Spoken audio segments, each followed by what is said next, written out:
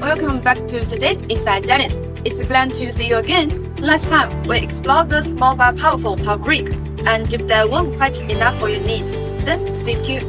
Today, we're introducing another smart home energy solution, the Powerbox G2. Right here beside me is our compact and easy to install Powerbox G2. Let's start with the appearance.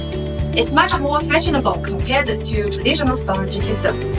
60.5 centimeter ultra-thin design, saving space and making it super easy to carry and install. In simple terms, installation is a breeze. You don't need any complicated setup, just mount it on the wall and it's ready to deliver efficient energy storage. And with sleek, modern look, Powerbox G2 fits seamlessly into any home style.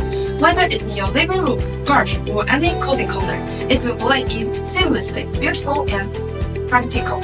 And more importantly, Powerbox G2 is built with an IP65 protection rating, which means it performs reliably indoors and outdoors. Have you ever worried about installing a battery in a humid room or somewhere with dust or exposure to rain? No worries!